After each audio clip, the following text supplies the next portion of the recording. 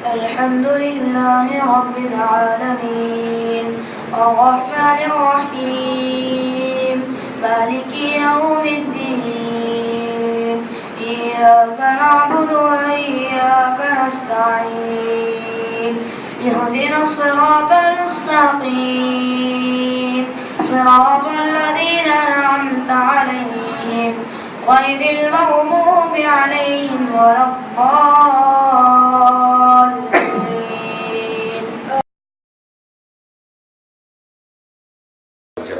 وبث منهما رجالا كثيرا ونساء واتقوا الله الذي تساءلون به والأرحام إن الله كان عليكم رقيبا. يا أيها الذين آمنوا اتقوا الله وقولوا قولا سديدا يصلح لكم أعمالكم ويغفر لكم ذنوبكم من يطع الله ورسوله فقد فاز فوزا عظيما. أما بعد فإن خير الحديث كتاب الله وخير الهدي هدي محمد صلى الله عليه وسلم وشر الأمور محدثاتها وكل محدثة بدعة وكل بدعة ضلالة والضلالة في النار. أعوذ بالله من الشيطان الرجيم. بسم الله الرحمن الرحيم. قل تعالوا أتل ما حرم ربكم عليكم ألا تشركوا به شيئا وبالوالدين إحسانا ولا تقتلوا أولادكم من إملاق نحن نرزقكم إياهم ولا تقربوا الفواحش ما ظهر منها وما بطن ولا تقتلوا النفس التي حرم الله إلا بالحق ذلكم وصاكم به لعلكم تعقلون. ولا تقربوا مال اليتيم إلا بالتي هي أحسن حتى يبلغ أشده وأوفوا الكيل والميزان بالقسط لا نكلف نفسا إلا وسعها وإذا قلتم فاعدلوا ولو كان ذا قربى وبعهد الله أوفوا ذلكم وصاكم به لعلكم تذكرون. وأن هذا صراطي مستقيما فاتبعوه ولا تتبعوا السبل فتفرق بكم عن سبيله ذلكم وصاكم به لعلكم تتقون. محترم صدر اجلاس، اسٹیج پر اور اس مبارک فضل میں موجود حضرات علماء کرام، محترم بزرگوں، نوجوان بھائیوں، پیارے بچوں، خواتین اسلام، خطبہ مسنونہ کے بعد میں نے سورہ انعام کی 3 آیتیں الگ ترتیب تلاوت کی اور آج یہ 3 آیتیں میری گفتگو کا موضوع ہیں.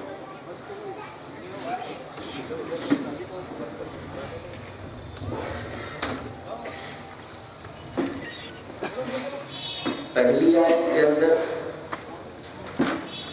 اللہ تبارک و تعالی نے 5 نصیحتیں فرمائی، دوسری آیت کے اندر 4 اور تیسری آیت کے اندر 1. اس طرح ان 3 آیتوں کے اندر اللہ نے اپنے بندوں کو 10 نصیحتیں یا 10 وصیتیں فرمائیں.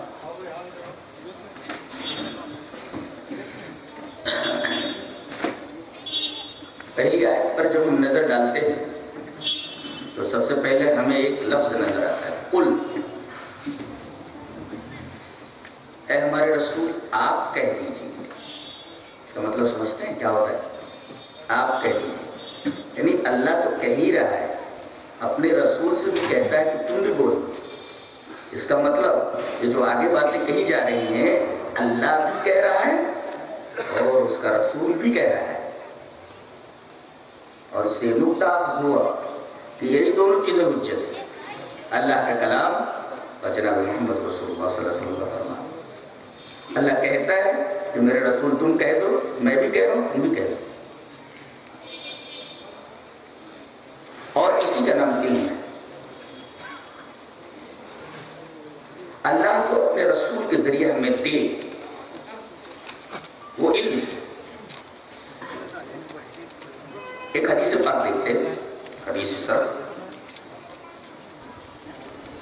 وعن حمزة ابن عبد الله بن عمر ان ابن عمر رضی اللہ تعالی عنہ قال سمعت رسول اللہ صلی اللہ علیہ وسلم يقول بينما انا نائم اتيت بقدح لبن فشربت حتى اني لأرى الري يخرج في أسفاري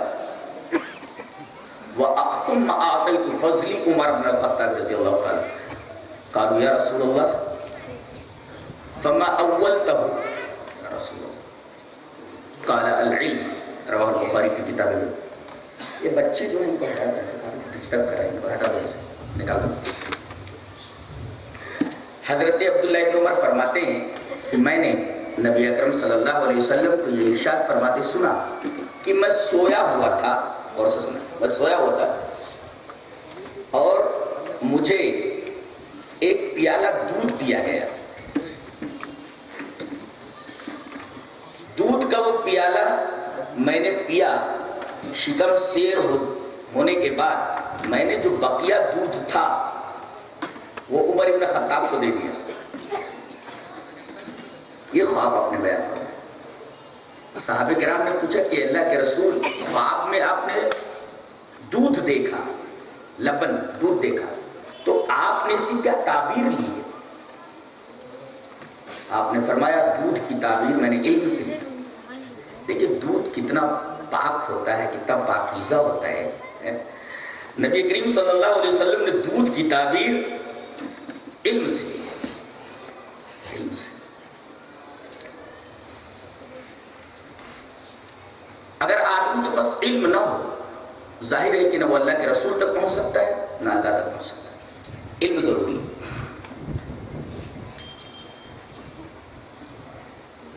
اور اس کو آپ نے لبن سے تشبیہ دی ہے اور اس کی تعبیر علم سے کی.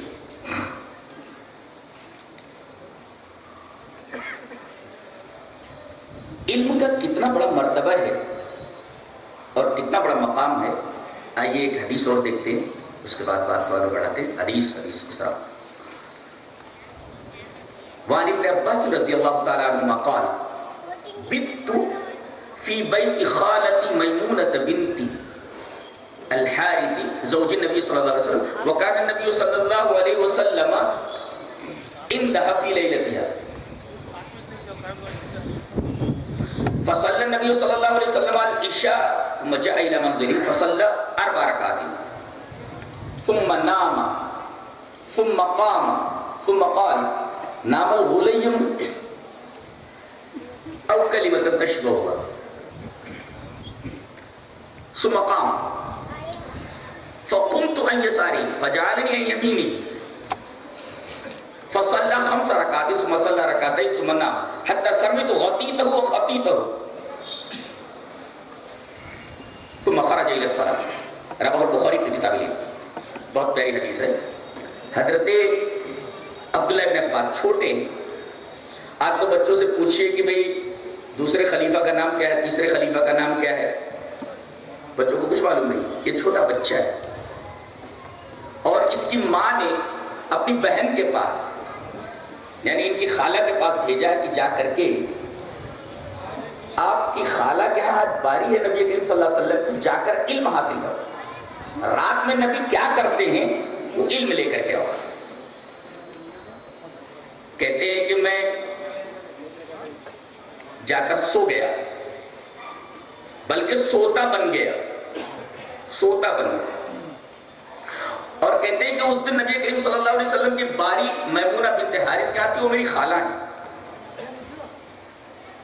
میں سوتا بن گیا. میں نے دیکھا کہ نبی کریم صلی اللہ علیہ وسلم عشاء پڑھ کر کے آئے ہیں اور آپ نے عشاء کی نماز مسجد میں ادا کرنے کے بعد 4 رکعت گھر میں پڑھی. پہلا مسئلہ یہ معلوم ہوا کہ فرض نماز آدمی مسجد میں ادا کرے اور سنت گھر میں پڑھنی چاہیے. ایک مسئلہ یہ معلوم. کہتے ہیں کہ آپ نے 4 رکعت پڑھنے کے بعد بستر پر اگر لیٹ گئے اور سو گئے, لیکن میں جاگتا رہا. رات میں آپ اٹھے اور آپ نے وضو کیا. وضو کرنے کے بعد آپ نماز کے لیے کھڑے ہو گئے تو میں آ کر کے آپ کے بائیں سائڈ میں کھڑا ہو گیا. تو نبی اکرم صلی اللہ علیہ وسلم نے میرا کان پکڑ کر کے فجعلنی عن یمینہ, مجھے بائیں جانب کر لیا. ایک مسئلہ یہ معلوم ہوا کہ نفل نماز بھی جماعت کے ساتھ پڑھی جا سکتی ہے. دوسرا مسئلہ یہ معلوم ہوا کہ اگر 2 آدمی جماعت کر رہے ہوں تو امام بائیں جانب ہوگا, مقتدی دائیں جانب ہوگا. فجعلنی عن یمینہ.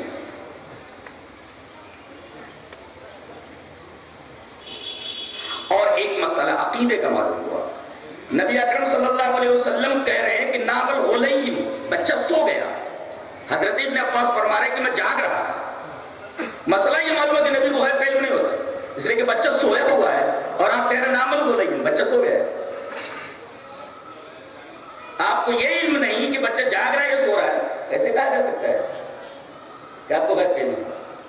حضرت عائشہ رضی اللہ تعالیٰ عنہ کی حدیث دلیل کے طور پر لے لیں. حدیث اس طرح وعن عائشہ رضی اللہ تعالیٰ عنہ قالت من حدثك ان محمد رأى ربه فقد كذب وهو يقول لا تدرك الابصار ومن حدثك انه يعلم الغيب فقد كذب وهو يقول لا يعلم الغيب الا الله. رواه البخاری في کتاب التوحید. حضرت امام بخاری رحمہ اللہ اس حدیث پاک کو اسی کتاب التوحید کے اندر لائے. حضرت عائشہ فرماتی ہیں تم سے جو کوئی یہ کہے کہ معراج میں اللہ کے رسول نے اپنی آنکھوں سے اللہ کو دیکھا، جھوٹ بولتا ہے. اس لیے کہ اللہ فرماتا ہے لا تدرک الابصار، اسے آنکھیں نہیں دیکھ سکتی. ہاں جنت میں اللہ کا دیدار ہے، یہ اہل سنت والجماعت کا عقیدہ ہے. اور کوئی تم سے اگر یہ کہے کہ نبی کو غیب کا علم تھا، وہ بھی جھوٹ بولتا ہے. اس لیے کہ اللہ فرماتا ہے لا یعلم الغیب الا اللہ، اللہ کے علاوہ کسی کو غیب کا علم نہیں. دیکھیے آپ فرما رہے ہیں نام الغلیم، بچہ سو گیا جبکہ بچہ جاگ رہا. حضرت ابن عباس کہتے ہیں کہ میں جاگ رہا تھا. اس کا مطلب یہ کہ چھوٹے بچے کو، چھوٹے صحابی کو بھی علم ہے کو غیب کا علم. ہمارے بڑے بڑے جو بہت اذکار والے فقر والے وہ یہ کہہ دیں کہ نبی کو غیب کا علم. نام الغلیم، بچہ سو گیا جبکہ بچہ سو نہیں رہا تھا، جاگ رہا. تو یہ بیان فرماتے میں جاگ رہا. سبھی تو آ کر کے آپ کے مائیں سائڈ میں کھڑے ہو گئے، نبی کریم صلی اللہ علیہ وسلم نے دائیں جانب کر لیا.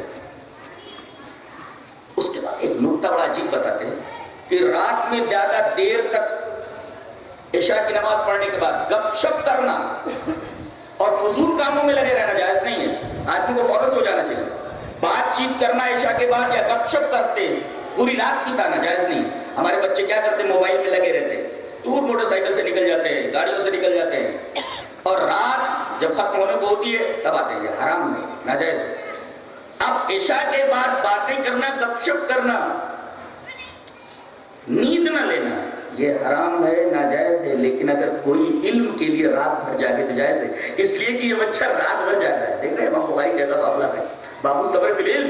یعنی اگر رات میں جاگ رہا ہے یہ علم کے لیے، تو علم کے لیے رات بھر جاگنا جائز ہے. اور اسی طرح رات میں جلسوں کا انعقاد بھی جائز ہوا، اس لیے کہ نبی کریم صلی اللہ علیہ وسلم نے فرمایا رات میں علم کے لیے جاگا جا سکتا ہے، اور کسی چیز کے لیے نہیں. یہ علم کا مرتبہ ہے اور علم کو فضیلت ہے. آپ نے فرمایا قل، آپ کہہ دیجیے. کیا کہنا؟ تم لوگ آؤ، تعالو، آؤ. عربی میں آنے کے لیے جیسے ہم انگریزی میں بولتے ہیں کم ٹو می، کم آن وغیرہ، اس طرح عربی میں اپنے پاس بلانے کے لیے بہت سارے اسالیب ہیں. حیت لک، ہلم الیہ، ایتنی، اس طریقے کے الفاظ ہیں. لیکن جب تعالو بولا جاتا ہے آؤ، تب اس کا مطلب یہ ہوتا ہے کہ آگے جو بات کہی جانے والی ہے وہ انتہائی اہم ہے. جیسے اللہ نے یہ فرمایا قُلْ يَا أَهْلَ الْكِتَابِ تَعَالَوْا إِلَىٰ كَلِمَةٍ سَوَاءٍ بَيْنَنَا وَبَيْنَكُمْ أَلَّا نَعْبُدَ إِلَّا اللَّهَ وَلَا نُشْرِكَ بِهِ شَيْئًا وَلَا يَتَّخِذَ بَعْضُنَا بَعْضًا أَرْبَابًا مِن دُونِ اللَّهِ. دیکھ رہے ہیں تعالوا، آؤ، یہ کہہ کر کے آگے توحید کی بات کہی گئی کہ اللہ کے ساتھ کسی کو شریک نہیں کرنا اور اللہ کے علاوہ کسی کی عبادت نہیں کرنا. اس کا مطلب توحید ایک اہم چیز ہے. اس اہم بات کو بتانے کے لیے آپ نے یہ تعبیر اختیار کیا. یعنی تعالو جب آؤ کے لیے استعمال کیا جائے، اس کا مطلب ہے آگے جو بات کہی جا رہی ہے ویری ویری ویری امپورٹنٹ، بہت ہی اہم. اس کا مطلب تعالو، آؤ. اب آگے اتلو، میں تمہیں بتاؤں. یہاں یہ بھی کہا جا سکتا ہے میں تم سے بتاؤں، میں تمہیں خبردار کروں، تمہیں علم دوں وغیرہ. اتلو کا لفظ ہے. اتلو کا مطلب ہوتا ہے تلاوت، جیسے عربی میں لفظ آتا ہے نا قرآن کی تلاوت کرنا. اس کا مطلب یہ ہوا کہ قرآن کو ایک مرتبہ پڑھنا کافی نہیں ہے. تلا یتلو کا مطلب یہ کہ بات نہیں کرنا، یہ زندگی بھر کا عمل ہے. آدمی زندگی بھر اس کتاب سے جڑا ہے. اسی وجہ سے تلاوت آیات کہا جاتا ہے، تلاوت کتاب کہا جاتا ہے. تو یہ تبلیغ کا جو مسئلہ ہے، آؤ میں تمہیں بتاؤں، یہ تبلیغ کا عمل بھی زندگی کے آخری سانس تک ہے. اسی وجہ سے وہاں کوئی لفظ اور نہیں اختیار کرتے، اتلو کہا گیا. آؤ میں تمہیں بتاؤں. جس طرح قرآن کی تلاوت کی جاتی ہے کہ ایک مرتبہ تلاوت کرنے کے بات ختم نہیں ہوتی، بلکہ زندگی کی آخری سانس تک قرآن کی تلاوت ضروری ہے، ایسے تبلیغ زندگی کے آخری سانس تک. تعال اتلو ما حرم، مطلب کوئی دوسری تعبیر ہے تو عربی کے جو ہے طالب علم ہم جانتے ہیں کہ اسلوب کیا بول رہا ہے. اتلو، میں تمہیں بتاؤں، کیا بتاؤں؟ ما حرم ربکم علیکم، تمہارے رب نے تمہارے اوپر کیا حرام کیا ہے. حرام کا مطلب سمجھتے ہیں؟ What is the meaning of حرام؟ حرام کس کو؟ کوئی پوچھے آپ سے کہ بھئی حرام کس کو کہتے؟ یہ چیز حرام. عربی میں حرام کہتے ہیں الممنوع الشدید، سختی سے منع کی گئی چیز، یعنی اسٹرکٹلی پروہیبیٹڈ، سختی سے جس چیز سے منع کیا گیا ہو دیٹ از کالڈ حرام، اسے حرام کہتے ہیں. حرام الممنوع الشدید، سختی سے منع کر ہی نہیں سکتے، اس کو حرام بولتے ہیں. الممنوع الشدید، المنع الشدید، سختی سے جس چیز سے منع کیا گیا ہو چیز حرام. اس کا مطلب اللہ نے کیا کیا چیزیں حرام کی ہیں، حرام کا مطلب سختی سے منع کیا گیا ہے، کرنا ہی نہیں یہ. اور آگے یہ نہیں کہا کہ اللہ نے حرام کیا، اللہ کی ایک صفت آئی ہے ربکم. ارے رب کہہ دیتا تب بھی کافی تھا، تیرا ربکم کہتے ابا نے کہا، میرے ابا نے کہا، دونوں میں فرق ہے کہ نہیں؟ تو رب نے کہا، تمہارے رب نے کہا ہے. ایک تو پیار ہے نا، ایک تو رب، اور دوسرے تمہارے رب نے کہا. پتہ یہ چلا کہ اللہ اگر کسی چیز کو حرام کرتا ہے تو اس میں بندگی کا فائدہ ہے اگر استعمال نہ کرے. کسی چیز کو حلال کرتا ہے تو اس کے استعمال میں بندگی کا فائدہ ہے. اللہ ما حرم ربکم علیکم، اللہ نے تمہارے رب نے تمہارے اوپر کیا حرام کیا. یعنی دیکھو اللہ تو رب ہے، پالنے والا، ماں باپ مربی ہے. مربی، ایک بچہ اگر بیمار ہے اور ڈاکٹر نے منع کیا ہے کہ اس بیماری میں یہ چیز اسے نہیں دینا ہے، بچہ نہ مطالبہ کرے گا اس چیز کا. ماں باپ مربی ہیں، وہ چیز اسے نہیں دے سکتے اس لیے کہ یہ چیز اس کی صحت کے لیے اس بیماری میں مضر ہے، اس لیے وہ مربی ہے. تو اللہ تبارک و تعالیٰ اگر کوئی چیز اپنے بندے کے اوپر حرام کرتا ہے تو اس کا مطلب یہ ہے کہ وہ رب ہے. اگر تم استعمال کرو اس چیز کو تو وہ تمہارے لیے دوست ہے. اگر چیز حلال کرتا ہے تو بندے کے لیے مفید ہے. اب کہتے ہیں فلاں چیز کا گوشت کیوں کھاتے ہو، فلاں چیز کا گوشت کیوں نہیں کھاتے ہو. ارے بھائی رب نے جس چیز کو حلال کیا اس میں ہمارے لیے فائدہ ہے، جس چیز کو حرام کیا اس کو ہم نہیں استعمال کرتے، لیکن جس چیز کو حلال کیا اس میں ہمارے لیے فائدہ ہم استعمال کرتے. تم بھی خدا کرو. اور ایک نقطہ یہ بھی معلوم ہوا کہ حلت اور حرمت کا سارا اختیار صرف اللہ ہے. یہاں تک کہ بغیر اجازت نبی کو یہ اختیار نہیں کہ کسی چیز کو حلال کر سکے، کسی چیز کو حرام کر سکے. اللہ کے رسول صلی اللہ علیہ وسلم نے ایک چیز اپنے اوپر حرام کر دی تھی، جانتے ہیں؟ اسی نام سے ایک سورہ نازل فرما دی ہے، سورہ تحریم. سورہ تحریم، حرام کرنا، تم ایک انلافل، اس کا نام ہی رکھ دیا گیا حرام کرنا، سورہ تحریم. اور فرمایا گیا یا ایھا النبی لم تحرم ما احل اللہ لک، اے میرے نبی اس چیز کو کیوں حرام کرتے جو اللہ نے تمہارے لیے حلال کر دیا. اس کا مطلب یہ ہوا اللہ نے جس چیز کو حلال کر دیا بغیر اجازت کے نبی کو بھی اختیار نہیں اس چیز کو حرام کر سکتا. ہاں اللہ جب اجازت دے گا تو نبی اللہ کی اجازت سے حلال کرتا رہا. اہل جاہلیت یہ کہتے ہیں یہ چیز حلال ہے، یہ چیز حرام ہے، بغیر کسی دلیل کے. آئیے وہ حدیث دیکھ لیتے. حدیث وعن ابن عباس رضی اللہ تعالی عنہما قال كان اهل الجاهليه ياكلون اشياء ويتركون اشياء تقصرا فبعث الله تعالى نبيه وانزل كتابه واحل حلاله وحرم حرامه فما احل فهو حلال وما حرم فهو حرام وما سكت عنه فهو عفو. رواه ابو داؤد في كتاب الاطعمه. حضرت امام ابی داؤد رحمہ اللہ، ابو داؤد شریف کتاب الاطعمه جہاں کھانے پینے کا بیان ہے، یہ حدیث وہی لائے حضرت عبداللہ ابن عباس سے. حضرت عبداللہ ابن عباس فرماتے ہیں کہ جاہلیت کے لوگ کچھ چیزوں کو کہتے تھے کہ ہم اسے نہیں کھائیں گے، حرام ہے، اور کچھ چیزوں کو کھاتے میں کہتے تھے یہ حلال ہے. یعنی علت اور حرمت کے مالک بن بیٹھے تھے. یعنی یہ اختیار انہوں نے لے رکھا تھا کہ جس چیز کو ہم حلال کریں نہیں حلال، جس چیز کو حرام کرتے. فبعث اللہ تعالیٰ نبی، اللہ تعالیٰ نے اپنے نبی کو بھیجا، انزل کتاب، اور اپنی کتاب کو نازل فرمایا. وہ احل حلال، کچھ چیزیں حلال کی، وہ حرم حرام، کچھ چیزیں حرام کی. اور وما سکت فما احل کو وہ حلال، جو حلال کر کے وہی حلال ہے، وما حرم کو وہ حرام، اور جو حرام کر دیا اللہ نے وہی حرام ہے. وما سکت عنہ فهو عفو، اور جس چیز سے سکوت اختیار فرما لیا معاف ہو جائے گا، چاہو تو استعمال کر سکتے ہو، چاہو یہ حدیث بتا رہی ہے کہ حلت اور حرمت کا پورا اختیار صرف اللہ تبارک و تعالیٰ کو یا اس کی اجازت سے ہمارے نبی جناب محمد رسول اللہ صلی اللہ علیہ وسلم کو.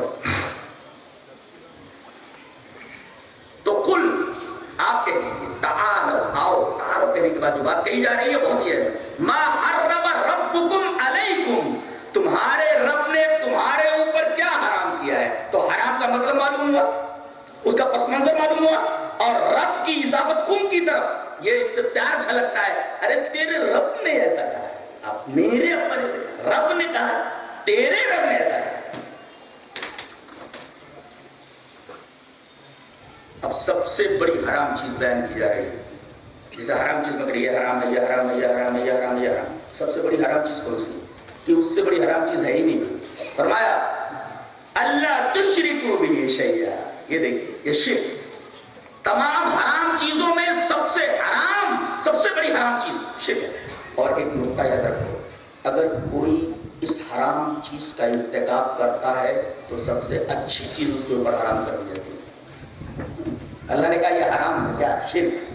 ما حرم ربکم علیکم اللہ تشرکوا بہ شیئا، اللہ کے ساتھ شرک کرنا حرام. اگر اس طرح یہ حرام کام میں کوئی ارتکاب کرتا ہے تو سب سے اچھی چیز وہ حرام کر دی جاتی ہے. وہ اچھی چیز کیا ہے؟ آئیے آیت دیکھ لیتے ہیں. انہ من یشرک باللہ فقد حرم اللہ علیہ الجنہ. جو اللہ کے ساتھ شرک کرتا ہے اس کے اوپر جنت کو حرام کر دیتا ہے. دیکھیے ایک حرام کام کا ارتکاب کیا اللہ تبارک و تعالیٰ نے سب سے پیاری چیز جنت اس کے اوپر حرام کر دی.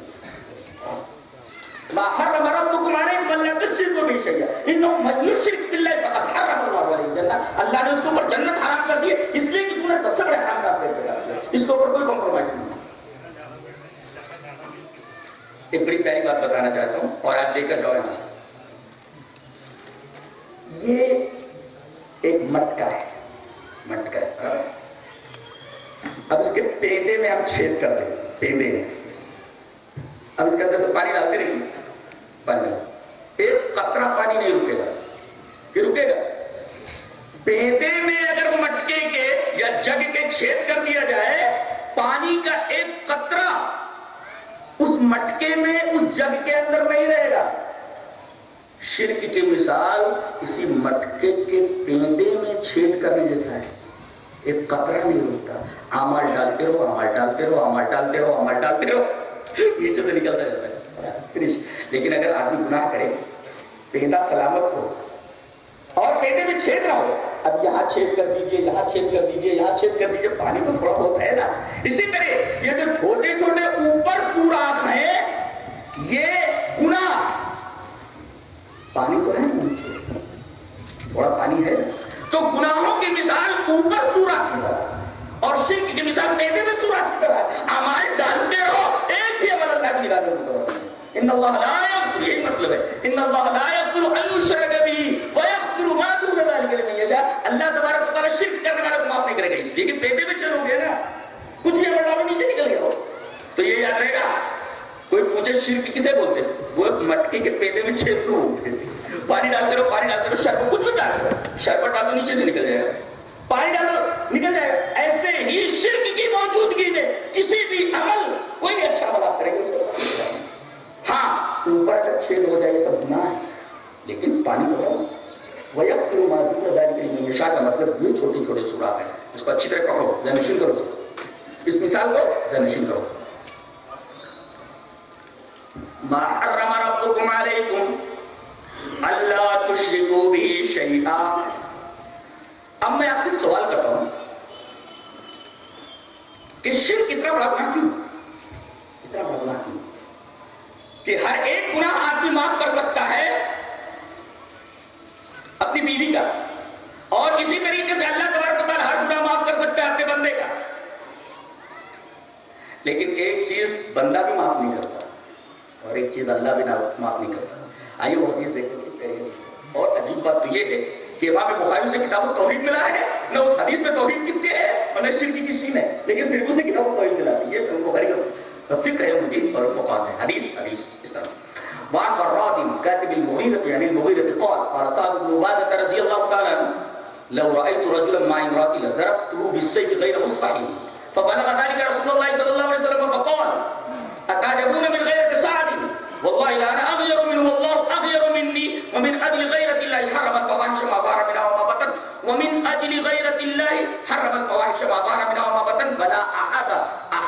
إليه المدحة من الله ومن أجل ذلك بعث المبشرين والمنذرين ولا أحد أحب إليه العذر من الله ومن أجل ذلك وعد الله الجنة. رواه البخاری في کتاب التوحید. حضرت امام بخاری رحمہ اللہ اس حدیث پاک کو ایسے کتاب التوحید کے اندر لائے. اور سنو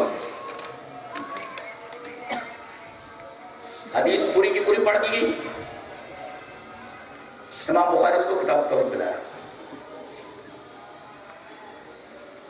سعد ابن عبادہ کا ایک واقعہ پہلے نقل کیا گیا. انہوں نے یہ کہا لو رأيت رجلا معي امرأتي، اگر میں کسی غیر مرد کو اپنی بیوی کے ساتھ قابل اعتراض حالت میں دیکھ لوں تو I will kill him. I will kill both of them. میں مار ڈالوں چھوڑ پڑی غیر مستحیل. اس تلوار نے جو سامنے اور چوڑائی ہوئی اس سے ماروں گا منڈی الگ ہو جائے. یہ بات نبی کو پہنچی. فبلغ ذلك رسول اللہ. صادق عبادہ یہ بولتے ہیں کہ اگر میں کسی آدمی کو اپنی بیوی کے ساتھ قابل اعتراض حالت میں دیکھ لوں تو I will kill him. مار دوں گا. آپ نے فرمایا واللہ لأنا أغير منه، میں ساتھ سے زیادہ غیرت مند ہوں. واللہ أغير منه، اللہ مجھ سے زیادہ غیرت مند. دیکھیں ایک عام آدمی ہے وہ غیرت مند، اس سے زیادہ اللہ، اس سے زیادہ صحابی غیرت مند، اس سے زیادہ اللہ کا رسول غیرت مند، اس سے زیادہ اللہ غیرت مند.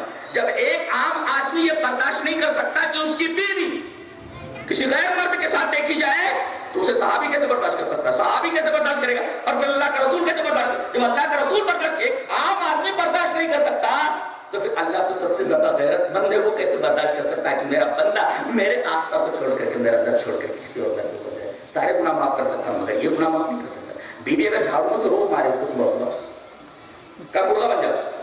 اب آپ برغہ بن جائے، جھاڑوں سے پٹائی کرے، آپ اس کی ہر غلطی بد اخلاقی آپ معاف کر دیں گے، لیکن آپ یہ غلطی معاف نہیں کر سکتے اس لیے کہ یہ بے وفائی ہے. اور مشرک بھی اللہ تبارک و تعالیٰ کا بے وفا ہے. اللہ تبارک و تعالیٰ کی اس قاعدہ سے بے وفائی کرنا. قرآن کے کہاں پڑھتے ہیں آپ لوگ؟ قرآن کہاں پڑھتے ہیں؟ وہ بھی نہیں پڑھتا ہے اور کون پڑھے؟ حضرت ابراہیم علیہ السلام کا تذکرہ جہاں بھی آتا ہے جانتے ہیں اللہ تبارک و تعالیٰ اپنے خلیل کی بات صفات بیان کرتا ہے پھر ایک چیز کی نفی کرتا ہے. پڑھتا ہوں ما كان ابراہیم یہودیا ولا نصرانیا ولكن كان حنیفا مسلما وما كان من المشرکین. میرا ابراہیم نہ یہودی ہے نہ نصرانی ہے، حنیف اور مسلم. اچھا بات ختم ہو گئی. وما كان من المشرکین، مشرک نہیں تھا. ایک تو فرمایا گیا ان ابراہیم کان امۃ قانتا للہ حنیفا ولم یکن من المشرکین. دیکھیے وہاں بھی شرک کی نفی فرمائی ہے. بار بار حضرت ابراہیم علیہ السلام کا تذکرہ کرنے کے بعد ان کا اوصاف بیان کیے جاتے ہیں اور ان کا اوصاف بیان کرنے کے بعد شرک کی نفی کی جاتی ہے کہ میرے اس خلیل کی زندگی میں شرک نہیں ہے. اور ایک جگہ بڑے پیارے انداز میں کہا گیا ام لم ينبأ بما في صحف موسى وابراہیم الذی وفا. ہاں میرے ابراہیم کو دیکھو سب سے بڑا وفادار. سب سے بڑی وفاداری کیا؟ اللہ کے ساتھ شرک نہ کرنا، سب سے بڑی وفاداری. اور اللہ تبارک و تعالیٰ نے اپنے اس خلیل کی یہ صفت بیان کی کہ میرا یہ خلیل وفادار ہے. میرا سب سے بڑی وفاداری کائنات کی ہے کہ توحید کے اوپر ڈٹا رہے، اللہ کے ساتھ شرک نہ کرے. وہ ابراہیم الذی وفا. اور اگر سب سے بڑی وفاداری توحید ہے تو سب سے بڑی بے وفائی شرک ہے. اسی وجہ سے وفادار کو معاف کر دیا جائے کہ بے وفا کو قطعاً چھوڑا نہیں جائے گا. اس کے لیے ہمیں سے جاننا ہے. جیسے انہوں نے کہا کہ اگر میں اس کو پا جاؤں اپنی بیوی کے ساتھ تو اسے جینے کا حق نہیں دوں گا، اس کی گردن ماروں گا. ایسے ہی مشرک اس کائنات کا باغی ہے، اللہ تبارک و تعالیٰ کا باغی ہے، اس کے لیے صرف ایک ہی سزا ہے، جہنم ہمیشہ کے لیے.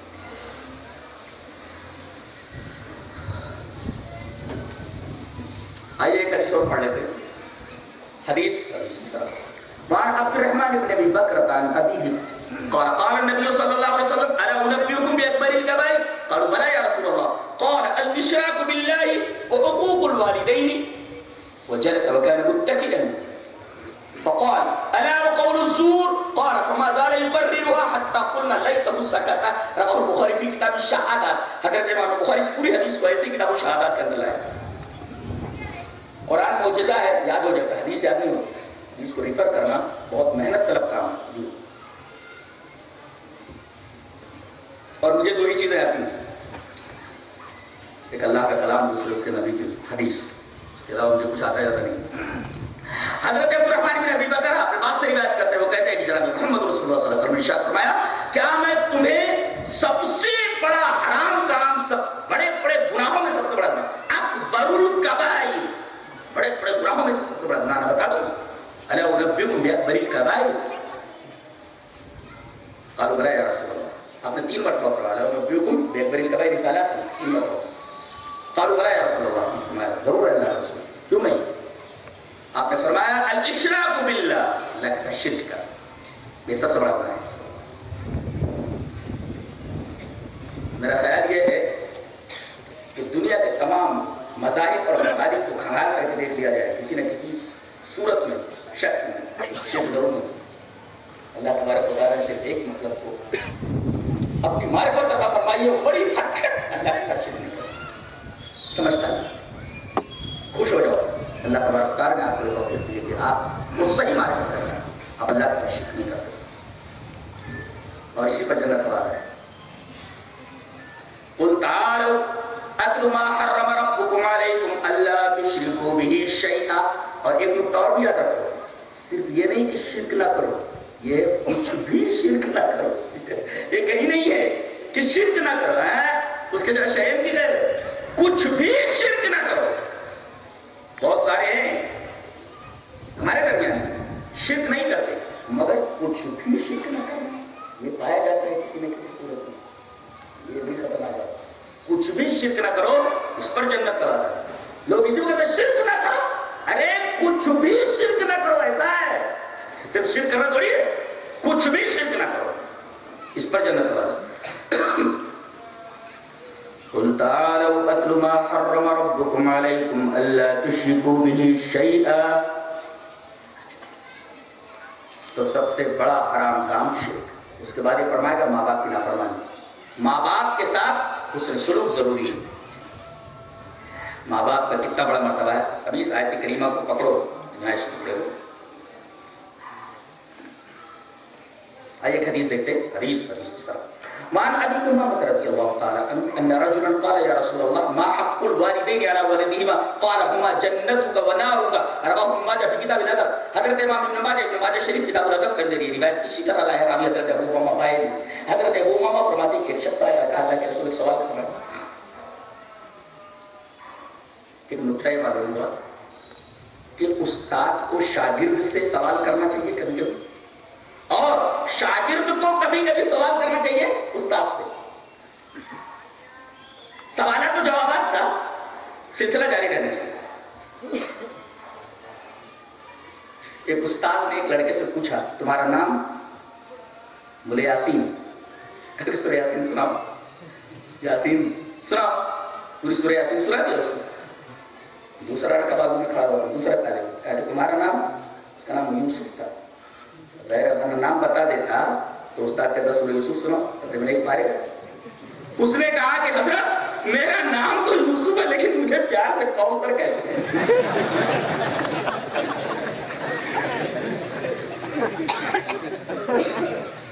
اگر بول دیتا ہے کوئی طرح نام یوسف ہے تو استاد بولتے پوری سورہ یوسف سنو تو تقریباً ایک پارے گی.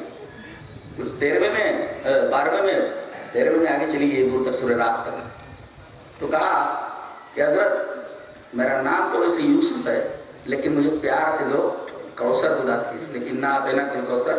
قرآن حکیم سب سے چھوٹی سورت میں پڑھ بھی دوں گا، اتنا یاد پڑھ بھی دوں گا. تو بہرحال تبادلہ ہونا چاہیے اور سوال غیر ضروری نہیں ہونا. سوال برائے سوال نہیں ہونا، سوال برائے علم ہونا چاہیے. ابراہیم نخعی کے پاس ایک شخص آیا اور اس نے کہا کہ حضرت ایک سوال کرنا ہے. کیا؟ کہا کہ حضرت ادریس علیہ السلام کی بیوی کا نام کیا تھا؟ بولے ان کے نکاح میں نہیں تھا. تو اس طریقے سے ضرور سوال نہیں کرنا چاہیے. سوال برائے سوال، سوال برائے علم ہونا چاہیے. اب حضرت حوا کا اور حضرت آدم کا نکاح کس نے پڑھایا؟ ایک صاحب سوال کر رہے ہیں. ارے اللہ کا یہ کہتے ہیں نا کافی ہوتی ہے تیری بیوی ہے. قرآن حکیم سے معلوم پڑتا ہے کہ اللہ نے آدم حوا کا نکاح کس نے پڑھایا؟ قرآن سے معلوم ہے کہ اللہ نے پڑھایا. اللہ نے پڑھایا. اب ہم لوگ نکاح جس طرح پڑھاتے ہیں اللہ اس طرح نکاح تھوڑی پڑھاتا ہے. وہ بولتے ہیں تیری بیوی ہے، ہو گیا نکاح. اس کو کیا پڑھانے کی ضرورت ہے؟ اللہ نے فرمایا اسکن انت وزوجک الجنہ، تو اور تیری بیوی یہ جنت ہے. تیری بیوی یہ کہہ دینا ہی نکاح ہوگا. نکاح نہیں پڑھا قرآن سے ساتھ، قرآن سے ساتھ.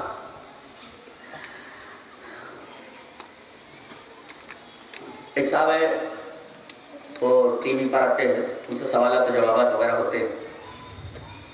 وہ کہتے ہیں کہ بھئی قرآن میں ہر سوال کا جواب ہے. تو ان سے ایک صاحب نے پوچھا قرآن میں ہر سوال کا جواب ہے تو میں ایک سوال کرتا ہوں. بولے آپ پوچھو.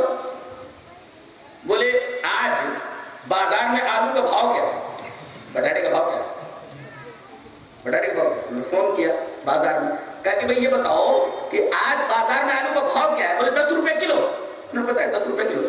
کہا کہ میں نے کہا تھا کہ بھئی آپ قرآن سے جواب دیجئے, اور آپ تو پوچھ کر جواب دے رہے ہیں. قرآن ہی سے جواب دے رہا ہوں, اس لیے کہ قرآن یہ کہتا ہے فاسألوا اہل الذکر ان کنتم لا تعلمون. اگر تمہیں کسی چیز کا علم نہ تو جاننے والوں سے پوچھ لو. لہذا جاننے والوں سے پوچھ کے تمہیں سمجھ جواب دے رہا ہوں, لہذا قرآن سے جواب دے رہا ہوں. تو علم کا معاملہ بڑا عجیب و غریب ہے. تو نبی اکرم صلی اللہ علیہ وسلم کے پاس ایک شخص آیا, ان کا نام ابو امامہ ہے. وہ کہتے ہیں اللہ کے رسول سوال کر رہا ہے, پوچھو. کہا کہ ما حق الوالدین علی ولدیہما, بچے کے اوپر ماں باپ کا کیا حق ہے؟ آپ نے بہت شارٹ جواب دیا, مختصر. کہا ہما جنت و نار, ماں باپ تیری جنت ہے تیری جہنم ہے. یعنی اگر خدمت کر لیتا ہے تو وہ تیری جنت ہے, اور اگر نافرمانی کرتا ہے تو تیری جہنم ہے. اب رمضان کا مہینہ آ رہا ہے, جی چاہے تو اس پر بھی ایک حدیث آپ کے سامنے پیش کروں. اس میں اس بات کا بھی تذکرہ حدیث اس طرح. وعن مالك بن الحويرث قال صعد رسول الله صلى الله عليه وسلم المنبر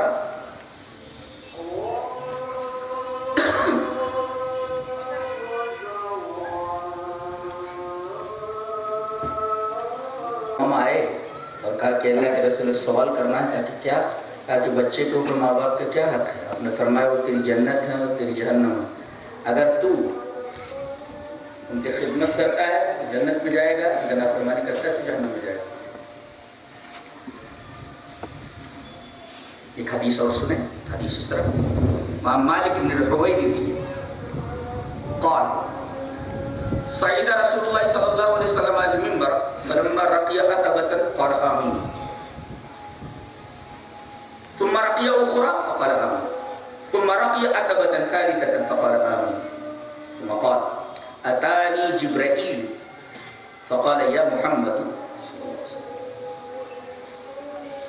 من أدرك رمضان فلم يغفر له فأبعده الله قدرا. قال ومن أدرك والديه أو كلاه أو أحدهما فدخل النار فأبعده الله قدرا. ومن ذكرت عنده فلم يصلي عليك فأبعده الله قدرا. رواه المنذری فی الترغیب والترہیب وقال الالبانی هذا حدیث صحیح. یہ پوری روایت حضرت امام منذری رحمہ اللہ اپنی کتاب ترغیب والترہیب کے اندر راوی حضرت مالک بن حویرث ہے. حضرت مالک بن حویرث فرماتے ہیں کہ نام رکھنا چاہیے. یہ حارث کی تصویر ہے, حارث بھی رکھ سکتے ہو نام بچوں کا, اور حویرث بھی رکھنا چاہیے, بہت پیارا نام ہے جی.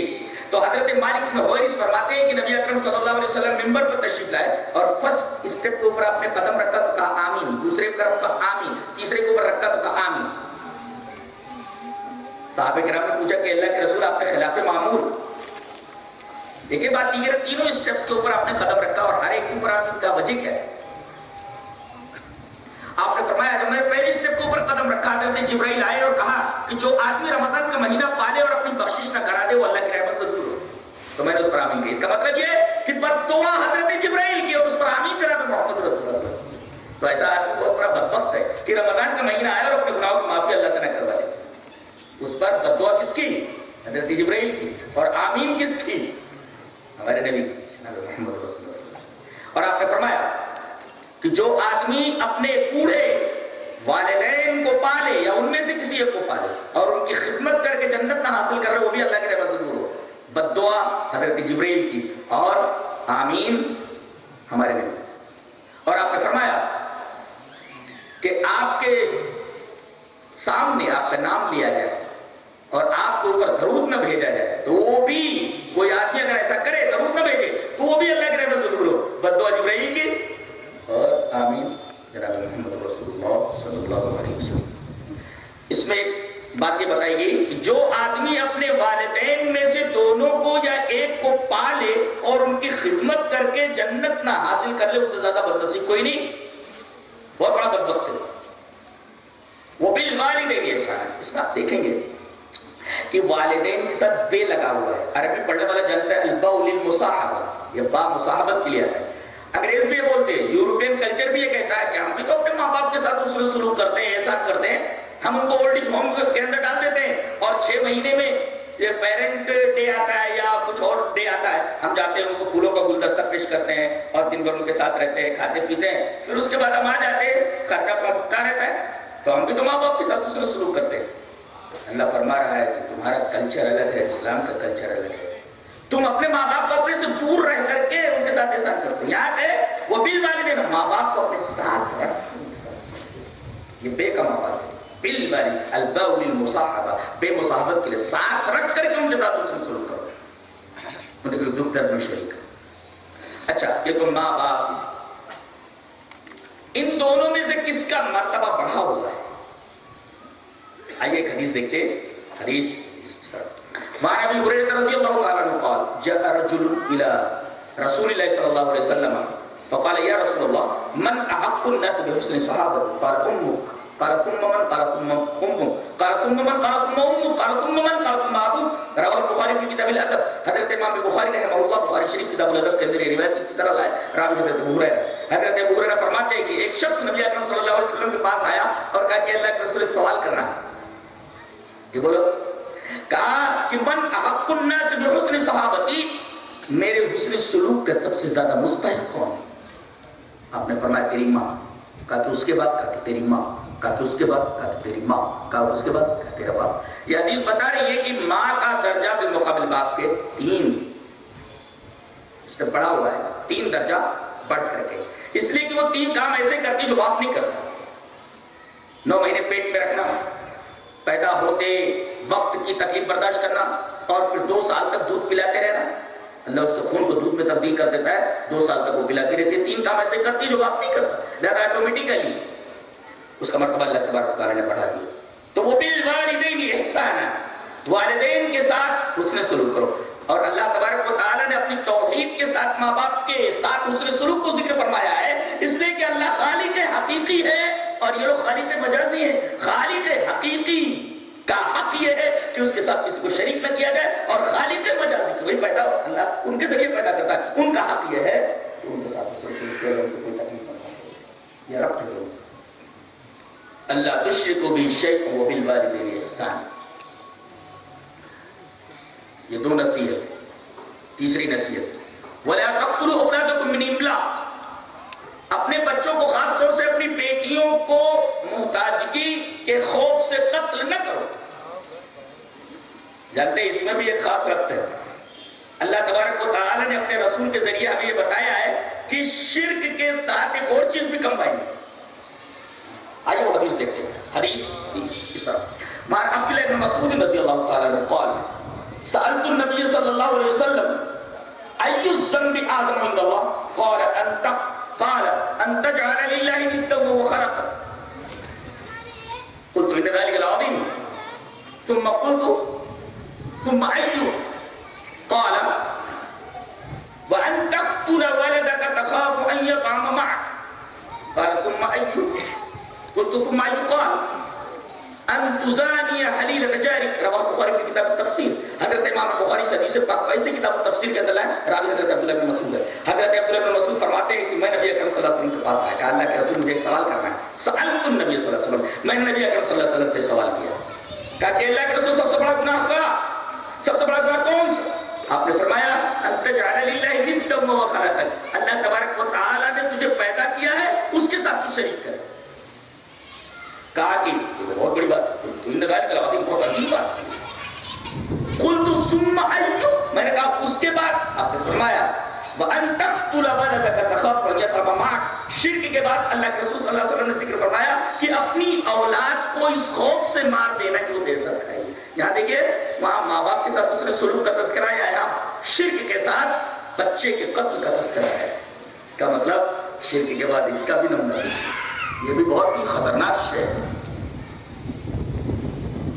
جاہلیت اولا کے اندر اور جاہلیت ثانیہ، یہ جو جاہلیت کہتے ہیں ہمارے درمیان تو بڑی بڑی یونیورسٹیز موجود ہے، بڑے بڑے کالجز موجود ہے، بڑے بڑے اسکولز موجود ہے، ہم بڑے ترقی ہوتے ہیں. ارے کیا ترقی تم نے کی ہے بھائی؟ تم تو جاہلیت اولا سے بدترین جاہلیت کے اندر مبتلا ہو. پہلے کے لوگ ابورشن نہیں کرواتے تھے، ان کو طریقہ ہی معلوم نہیں تھا. بچی پیدا ہو جاتی تھی، اس کے بعد اسے زندہ درگور کر دیا کرتے تھے، دفن کر دیا کرتے تھے. اور تم تو پیدا ہی نہیں ہونے دیتے. تو جاہلیت اولا سے پڑھتے تم تو پیدا ہی نہیں ہونے دیتے. وَلَا تَقْتُلُوا أَوْلَادَكُمْ مِنْ إِمْلَاقٍ. مارتے کیوں ہو تم؟ اللہ اس سوال کا جواب دیتا ہے. ایک سوال کا جواب بولتا ہے روزی تمہیں کون دیتا ہے؟ بولے آپ ہی تو دیتے ہو. ہم تمہیں روزی دے رہے ہیں، ان کو روزی نہیں دیتے. تمہیں روزی دے رہے ہیں، مانتے ہو؟ نحن نرزقکم. کم اس وجہ پہلے ہے بات ہے، ہم تمہیں روزی دیتے ہیں. تو جب تمہیں روزی دیتے تم کو روزی کون دے رہا ہے؟ میں ہی تو دوں گا. مارتے تم کو. یہ بیچ میں جو جملے معترضہ ہے بڑا پیارا سا ہے. روزی تمہیں کون دیتا ہے؟ اللہ تو ہی دیتا ہے. جب تم کو ہم روزی پرووائڈ کرتے ہیں تو ان کو پرووائڈ نہیں کر سکتے. ہمارے خزانے کو مطلب ہو جائے گی. مارتے کیوں؟ اس کا مطلب یہ ہے کہ اپنی بچیوں کو مارنے والا، ان کے ساتھ غیر انسانی سلوک کرنے والا در حقیقت اللہ تبارک و تعالیٰ کی صفت رزاقیت کے اوپر مشتمل ہے. اللہ تبارک و تعالیٰ روزی رسم ہے. ارے تمہیں تو پالی رہے، روزی دے رہے نا، ان کو بھی روزی دیں گے. اس وجہ تم پہلے حکم بعد میں تمہیں دے رہے نا، تم کو دے رہے. ہاں دے رہے تو تم کو جب دے رہے تم کو بھی نہ. کیا بات ہے یار، پہلے تقدیم و تاخیر میں کیا کتاب سبحان اللہ. ثم نحن نرزقکم وإياهم. تو تین چیزیں ہو گئی. ایک تو شرک نہ کرنا، والدین کے ساتھ اس سے سلوک کرنا. تیسرے اپنی اولاد کو قتل نہ کرنا.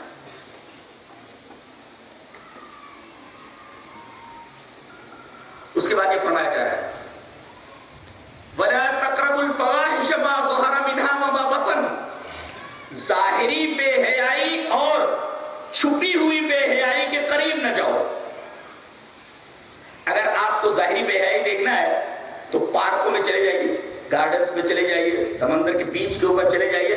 آپ کو ظاہری بے حیائی، ارے اب تو اتنا کچھ ہونے لگا ہے بے حیائی کا عجیب و غریب انداز سامنے آ رہا ہے کہ ایک باپ اور ایک بھائی کے سامنے ایک جوان بیٹی، ایک جوان بہن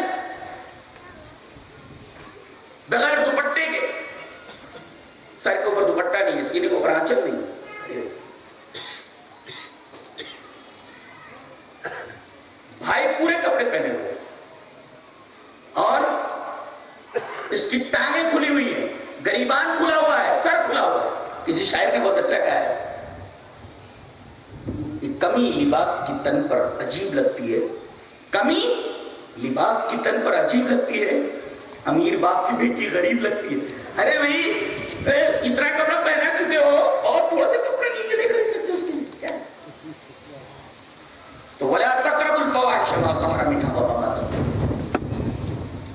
جی چاہتا ہے اس سلسلے میں نبی اکرم صلی اللہ علیہ وسلم کی ایک حدیث آپ کے سامنے پیش کروں. حدیث اس طرح وعن عبد الله بن عمرو رضي الله تعالى عنه قال قال رسول الله صلى الله عليه وسلم خياركم احاسنكم اخلاقا ولم يكن النبي صلى الله عليه وسلم فاحشا ولا متفحشا. رواه الترمذي في كتاب البر والصلة والآداب. حضرت امام الترمذی رحمہ اللہ اس حدیث پاک کو ایسے کتاب البر والصلة والآداب والآداب کے اندر ہے راوی حضرت عبداللہ ابن عمرو بن عاص رضی اللہ عنہ. وہ فرماتے ہیں کہ تم میں سب سے بہترین لوگ وہ ہیں جن کے اخلاق اچھے ہیں. اور میزان عمل کے اندر سب سے بھاری چیز اخلاق، توحید کے بعد. اور اس کے بعد فرمایا وَلَمْ يَكُنِ النَّبِيُّ صلی اللہ علیہ وسلم فَاحِشًا وَلَا مُتَفَحِشًا. نبی کریم صلی اللہ علیہ وسلم کو فاحش تھے نہ متفحش تھے. فاحش کا مطلب الفاحش بالقول، زبان سے گندی بات نکالنے والے نہیں تھے. وہ متفحش بالفعل، اور اپنی حرکتوں سے کوئی گندی چیز ظاہر کرنے والے نہیں تھے. اس کا مطلب یہ کہ آپ زبان سے کوئی بری چیز نہیں ظاہر کرتے تھے اور اپنے افعال سے، اپنی حرکتوں سے کوئی گندی بات، کوئی گندی حرکت نہیں کرتے تھے. نبی اکرم صلی اللہ علیہ وسلم تو فاحش تھے، فاحش بالقول، اور متفحش تھے، متفحش بالفعل. یعنی نبی اکرم صلی اللہ علیہ وسلم نے دونوں چیزوں سے پاک. آپ دیکھیں زبان کی بے حیائی، عمل کی بے حیائی، فعل کی بے حیائی، جس طرف آپ نظر کریں آپ کو کھلی ہوئی یہ ساری چیزیں نظر آئیں گی. اور اللہ تبارک و تعالیٰ نے منع فرمایا وَلَا تَقْرَبُوا الْفَوَاحِشَ مَا ظَهَرَ مِنْهَا وَمَا بَطَنَ. ظاہری اور باطنی دونوں بے حیائیوں کے قریب نہ جاؤ. اور پانچویں نصیحت اس آیت کریمہ کی وَلَا تَقْتُلُوا النَّفْسَ الَّتِي حَرَّمَ اللَّهُ إِلَّا بِالْحَقِّ. ایک بات بولوں، بہت پیارا مسئلہ دے کر کے سارا سلوک تو بولتا روکیے پڑھتا ہوں. حتى إذا أتوا على واد النمل قالت نملة يا أيها النمل ادخلوا مساكنكم لا يهتمنكم سليمان وجنوده وهم لا يشعرون. ایک بڑا حسین استدلال کہ حضرت سلیمان علیہ السلام لشکر لے کر کہیں جا رہے ہیں، وادی نمل میں پہنچے. نمل مانے چینٹی، اور چینٹیاں پوری وادی چینٹیوں، چینٹیوں کی رانی نے کہا یا ایھا النمل ادخلوا مساکنکم، اے چیونٹیوں تم اپنے دلوں میں گھس جاؤ. دیکھو پہلا نقطہ یہ معلوم ہوا کہ جو سربراہ ہوتا ہے کسی ملک کا، سربراہ ہوتا ہے کسی گاؤں، کسی منصب پر فائز ہوتا ہے، اسے اپنی رعیت کے بارے میں چھوٹے بڑے ہر ایک کے ساتھ برابر کا سلوک کرنا ضروری ہے اور ان کی حفاظت ضروری ہے، ان کو کوئی تکلیف نہ پہنچے. یہ ایک سربراہ کا اور حکومت کے ذمہ دار کا یہ فرض بنتا ہے. دیکھو ایک چیونٹی کہہ رہی ہے اے چیونٹیوں تم اپنے دلوں میں داخل ہو جاؤ. میں کہتا ہوں امریکہ کا سابق صدر جان ایف کینیڈی، اس نے کہا کہ کوئی ملک اس وقت تک ترقی نہیں کر سکتا جب تک کہ اس ملک کی اکثریت اپنے اقلیتوں کا خیال نہ کرے. یہ بڑے بڑے مفکرین کا قول ہے اور قرآن حکیم اسی بات کو بولتا ہے. قالت نملۃ یا ایھا النمل ادخلوا مساکنکم، آپ کو حاکم بنا دیا گیا ہے، آپ کے تحت جتنی رعایا ہے خیال رکھیں اس کو کوئی تکلیف نہ پہنچے. چیونٹی سبب دے رہی ہے، چیونٹی سبب دے رہی ہے. اور کہا اس وجہ سے داخل ہو جاؤ کہیں لاشعوری طور پر، وہ لا شعور، غفلت میں جان بوجھ کر کے نہیں، کہیں سلیمان اور ان کا لشکر تمہیں کچل نہ دے. اس کا مطلب ایک چیونٹی کا عقیدہ یہ ہے کہ اسلام لانے والا جان بوجھ کر کے کسی چیونٹی کو نہیں کچل سکتا، چاہے اور بم ڈال دے کہیں پر. چیونٹی کا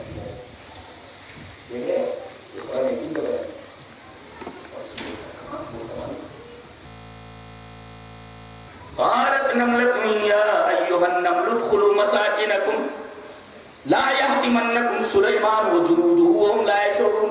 سلیمان اور ان کا لشکر لاشعوری غفلت میں کسی کو کوئی تکلیف پہنچا سکتا ہے. جان بوجھ کر کے مسلمان کبھی بھی کسی کو بھی، چاہے وہ مسلمان ہو یا غیر مسلم ہو، کسی کو تکلیف نہیں پہنچا سکتا. یہ قرآن حکیم کا بیان. اور ایک چیونٹی کا عقیدہ، ایک چیونٹی سبق دے رہی ہے. تم کہتا ہو مسلمان ٹیررسٹ ہوتا ہے، میں بولتی ہوں کہ مسلمان ٹیررسٹ نہیں ہوتا. یہ چیونٹی بول رہی ہے. اور یہ بہت عجیب و غریب استدلال ہے. اور لا یہتمنکم، حتام کیا لفظ استعمال کیا گیا ہے؟ مچھر کو مارے تو پچ سے ہوتا ہے نا، پچ سے، یعنی اس کو مسل دیا جائے تو ایسے چپٹا ہو جاتا ہے، کچرا ہو جاتا ہے. لیکن اگر چیونٹی کو آپ ماریے تو وہ مچھر کی طرح پچکتی نہیں ہے، پچ سے نہیں ہوتی، بلکہ وہ شیشے کی طرح ٹوٹ جاتی ہے. اور حتام کہتے ہیں، حتام کو بتاؤں کیسے سمجھو، جیسے آپ کہیں کسی باغ میں جا رہے ہیں، سوکھی پتیاں ہوتی ہیں نا، آپ اس کے اوپر پیر رکھیے تو چرمر ہو جاتی ہے، چرمر. تو مچھر کو ماریے تو چرمر نہیں ہوتا، لیکن اگر چیونٹی کو ماریے تو چرمر ہو جاتا ہے. اسے لینسز بنائے گئے لفظ حتام. چیونٹی جب ٹوٹتی ہے تو شیشے کی طرح ٹوٹتی ہے، اسی وجہ سے لفظ حتام لایا گیا ہوتا ہے. مچھر کو مارنے کے لیے وہ لفظ نہیں آتا، بلکہ شیشہ جب ٹوٹتا ہے تو اس کے لیے لفظ استعمال کیا جاتا ہے. کیا کتاب ہے، سبحان اللہ. لا يهتمنكم سليمان وجنوده وهم لا يشعرون. اور پانچویں نصیحت اور آخری نصیحت اس آیت کریمہ کی، ولا تقتلوا النفس التي حرم الله الا بالحق. کسی بھی نفس کو، چاہے وہ مسلمان ہو یا غیر مسلم، آپ کو حق نہیں ہے کہ آپ اسے قتل کریں. یہ جو آج سب کچھ ہو رہا ہے سیریا میں، عراق کو پوری تباہی کے دہانے کو گئے. اللہ رحم فرمائے، دعا فرمائیے. اور اسی طریقے سے سیریا، بچے بھوکے مر رہے ہیں، باقاعدہ بچوں کو لے جا کر کے غلط کاموں کے لیے ان کو دوسری جگہوں پر بیچ دیا جا رہا ہے، عورتوں کو لے جا کر کے بیچ دیا جا رہا ہے. ہم تک خبریں نہیں پہنچ رہی، آپ ہیں کہاں؟ اور یہ سب کچھ کرنے والے کون ہیں معلوم ہے؟ مسلمان نہیں. مسلمان ایسا کر ہی نہیں سکتا، مسلمان نہیں ہو سکتا. پتا نہیں کون ہے، ہم سے مسلمان نہیں ہے. وَلَا تَقْتُلُوا النَّفْسَ الَّتِي حَرَّمَ اللَّهُ إِلَّا بِالْحَقِّ. اور اتنا بڑا گناہ ہے، انسانی جان کا احترام اللہ نے اپنے رسول کے ذریعے کیا بتایا؟ آئیے ایک حدیث دیکھتے ہو تو مشہور آیت ہے کہ ایک آدمی کا قتل پوری انسانیت کا قتل ہے. حدیث پاک دیکھیں, حدیث اس طرح وہاں عبداللہ بن مسعود رضی اللہ تعالیٰ عنہ قال رسول اللہ صلی اللہ علیہ وسلم لا تقتل نفس ظلما الا كان على ابن آدم الاول كفل من دمها لانه اول من سن القتل. رواه البخاری فی کتاب احادیث الانبیاء. یہ روایت امام بخاری رحمۃ اللہ علیہ کتاب الانبیاء کے اندر راوی حضرت عبداللہ بن مسعود ہے. حضرت عبداللہ بن مسعود فرماتے ہیں کہ رسول اکرم صلی اللہ علیہ وسلم نے ارشاد فرمایا کہ کسی آدمی کو قتل کرنا ظلمن, اگر قتل کر دیا جائے تو اس کے قتل کا جو گناہ ہے اس کا ایک حصہ آدم کے پہلے بیٹے قابیل کے اوپر جائے گا, اس لیے کہ اس نے اپنے بھائی کو بلا وجہ قتل کر دیا تھا, اور یہ پوری سنت کے موجب ہے. لِأَنَّهُ أَوَّلُ مَنْ سَنَّ الْقَتْلَ. اسی وجہ سے کوئی بدعت ایجاد کر کے چلا جائے, مرنے کے بعد اس کا عذاب اسے ملتا رہتا ہے. کوئی شرک کی بنیاد رکھ کر کے چلا جائے, کوئی گناہ کی بنیاد رکھ کر کے چلا جائے, اس کا عذاب اسے مرنے کے بعد بھی ملتا رہے گا. دیکھیے کوئی قتل دنیا میں ہوتا ہے تو اس قتل کے گناہ کا ایک حصہ آدم کے پہلے بیٹے قابیل کے اوپر ڈال دیا جاتا ہے. لِأَنَّهُ أَوَّلُ مَنْ سَنَّ الْقَتْلَ, کیونکہ اس نے پوری سنت ایجاد کی, قتل کی سنت ایجاد کی. انسانی جان کا احترام اس نے گنوا دیا. اتنا بڑا گناہ. یہ 5 نصیحت. اور اللہ فرماتا ہے کہ وصیت میری وصیت, وصیت مطلب سمجھتے کیا ہوا ہے؟ وصیت کا اگر آپ وصیت کر کے جاتے ہیں 1/3 مال میں تو وصیت کا نفاذ ضروری ہے اگر جائز ہے. اگر جائز وصیت ہے تو 1/3 مال میں وصیت پوری کرنا ضروری ہے.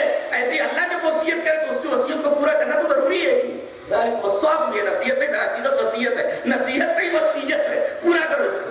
ذالکم وصاکم بہ لعلکم تعقلون. اور ان تمام چیزوں کا تعلق آپ سے اگر غور کرو گے ساری چیزیں پرفیکٹ آپ کو نظر آئیں گی, آپ کے خراب نظر نہیں آئیں گی. اس وجہ سے آپ کو دعویٰ لگے.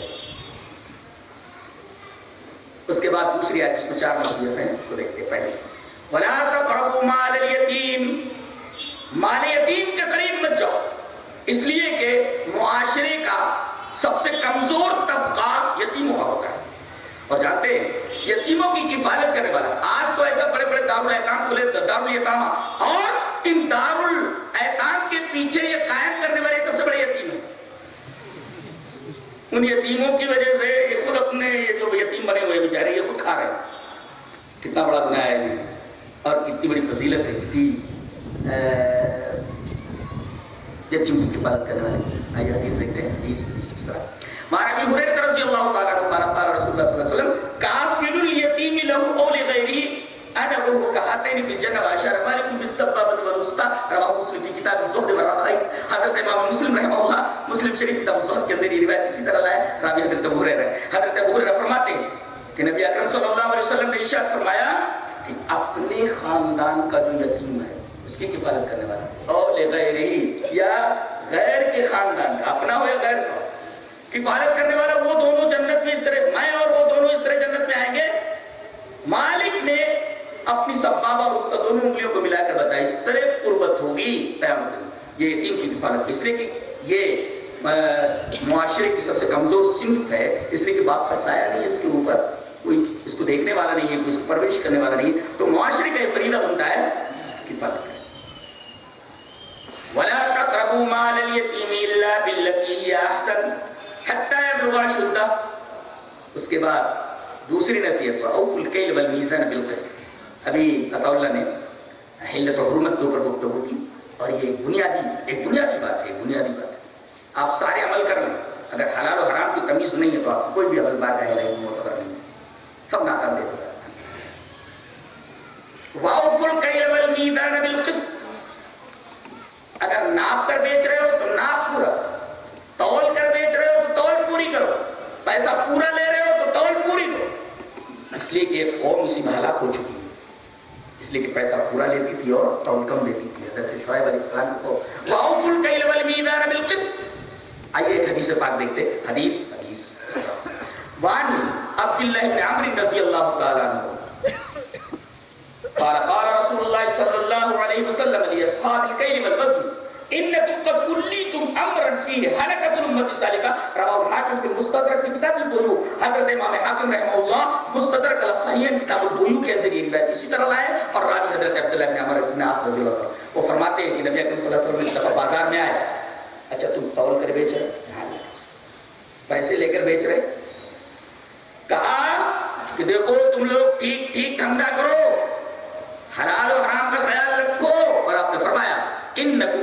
اُوتِیتُم امرا، تم لوگ ایسے معاملے کا والی بنائے گئے ہو کہ یہ ہلاکت امت الصالحہ، ایک قوم کسی کے پیچھے ہلاک ہو چکی ہے اس لیے کہ ناپ تول میں کمی کرتی تھی، پیسہ پورا لے لیتی تھی، حلال حرام کی تمیز نہیں کرتی تھی، زیادہ ناپ تول میں کمی نہیں ہونی چاہیے، ایک قوم ہلاک ہو چکی ہے۔ کیا تعلیمات ہیں، کیا نصیحت ہے۔ میں کہتا ہوں اسی 10 نصیحتوں کے اوپر کوئی عمل کر لے تو معاشرہ جنت نظیر ہو جائے۔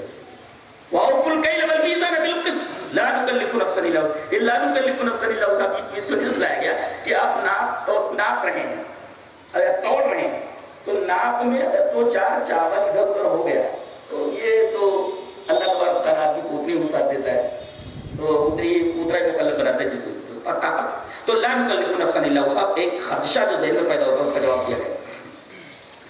اچھا، اس کے بعد اس آیت کریمہ کی تیسری نصیحت، وَإِذَا قُلْتُمْ فَعْدِلُوا وَلَوْ كَانَ ذَا قُرْبَىٰ، اور بولو تو عدل انصاف۔ جانتے ہیں دنیا کی کوئی قوم ترقی کرتی ہے تو ایک ہاتھ میں علم اور دوسرے ہاتھ میں عدل انصاف، کوئی قوم کوئی ملک ترقی کرتا ہے تو اس کے ایک ہاتھ میں علم اور دوسرے ہاتھ میں عدل اور انصاف، اور کوئی قوم ترقی اور تنزلی کے تحت سرا میں گرتی ہے تو اس کی بنیاد ایک ہاتھ میں جہل اور دوسرے ہاتھ میں ظلم۔ ظلم سے کوئی قوم پنپتی نہیں ہے، کوئی حکومت پنپتی نہیں ہے، تباہ و برباد ہو جاتی ہے۔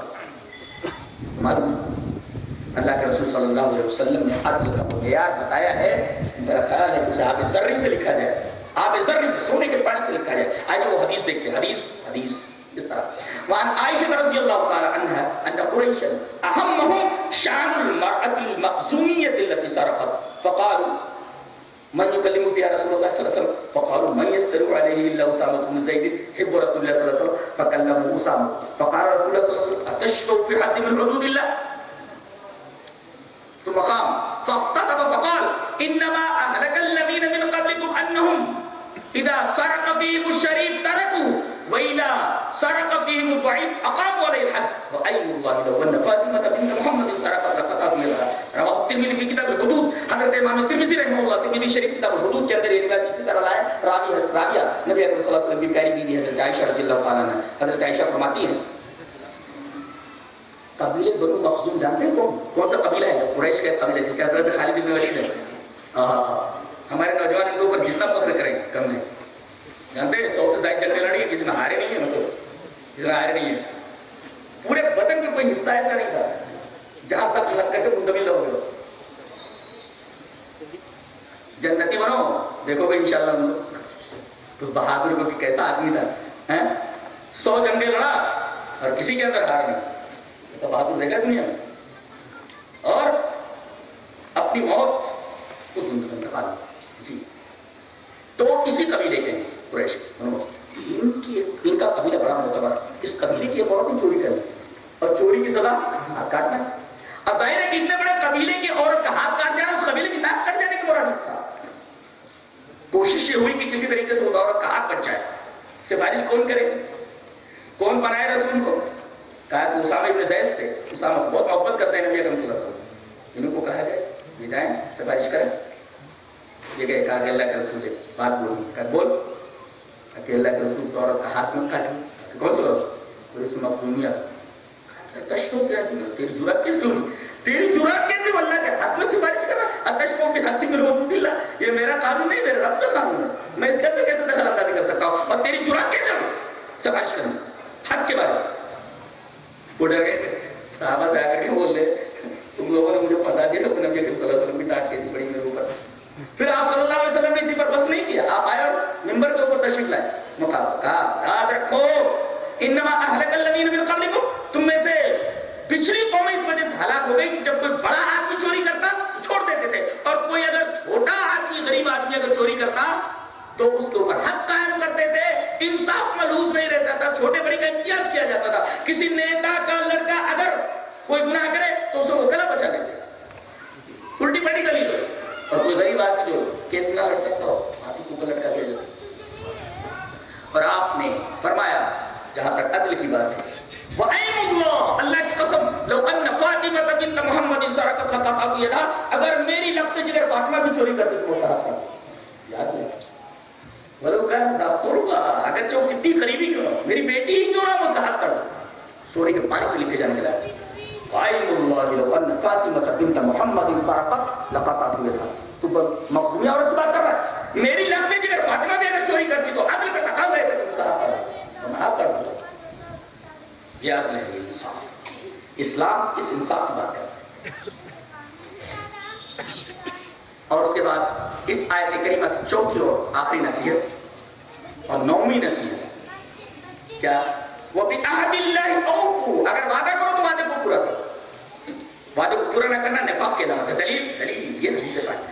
وعن عبد الله بن عمرو رضی اللہ تعالی عنہ عن النبي صلی اللہ علیہ وسلم قال أربع من كن فيه كان منافقا أو كانت فيه خصلة من أربعة كانت في خصلة من النفاق حتى يدعها إذا حدث كذب وإذا وعد أخلف وإذا عاهد غدر وإذا خاصم فجر. رواه البخاري في كتاب المظالم. حضرت امام البخاری رحمہ اللہ اس حدیث کو ایسے کتاب المظالم کے اندر ہے بخاری شریف کے اندر. راوی حضرت عبداللہ بن عمرو بن عاص. حضرت عبداللہ بن عاص فرماتے ہیں کہ رسول اللہ صلی اللہ علیہ وسلم نے ارشاد فرمایا کہ چار چیزیں ایسی ہیں چاروں پائی جائے تو پورا منافق اور اگر ایک ایک چیز پائی جائے تو اتنا منافق. حتی یدعها ہے اس کو چھوڑ دے. جب بولے تو جھوٹ بولے, جب وعدہ کرے تو خلاف ورزی کرے, عہد کرے تو غدر اور جھگڑا کرے تو گالیاں بکے. اگر یہ چیزیں پائی جاتی منافق.